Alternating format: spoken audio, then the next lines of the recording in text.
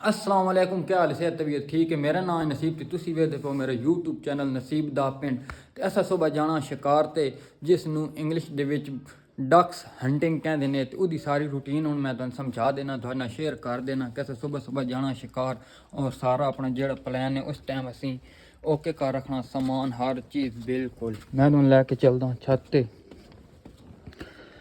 Final मैं छत ते पहुंचा, छत ते पहुंचण दे नाल हुण मैं तुहानूं सारा विजिट कराना कि केड़ी केड़ी चीज़ लैके असें सुबह जानी।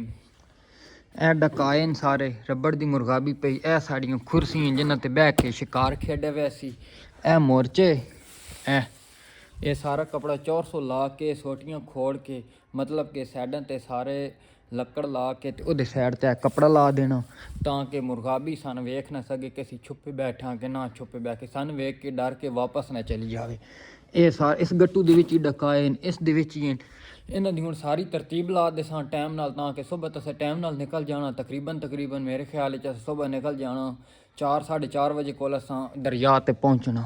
ये सारा उ'नें ये उलझे पैन ये नन सुलझाने, ये साड़ियां कुर्सियां चेयर हैं जिन्हां ते बैठ के असां शिकार करसां क्योंकि सुबह इतवार है, आउट डे है नहीं, सुबह इतवार है, शिकार खुला असीं कर सकते हैं, कोई परेशानी नहीं है। ए चेक कर सकते हो सारी रूटीन।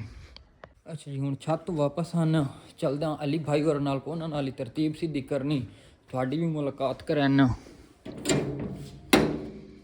फाइनल मैं पहुंचा अली भाई होर कोल ते पता करदे हां अली होर दा घर है नहीं है क्योंकि सुबह टाइम नाल निकलना बाद तो सवेरे वा तूं हुण दस देसां ते सुबह तक वो तैयार हो जासी, मतलब जिन्नी तैयारी है सुबह दी हुण अपनी करके और रेडी हो।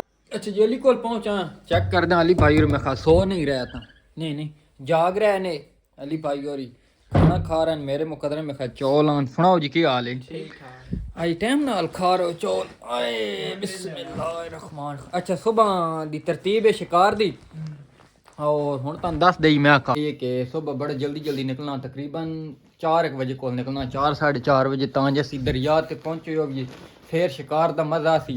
ते सारे चौल खा छोड़े ने, मैं नान खाने। बिस्मिल्लाहिर्रहमान रहीम। चेक करदे हां चौल अली भाई होर दे पकाए नहीं चमची जो तुम्हारी है अंदर कड़ियां नवीं पत्थर दियां चमचे हैं। सुनाओ जी तुसीं? ठीक, तुसीं सुनाओ? असीं तो ठीक हाँ बिल्कुल।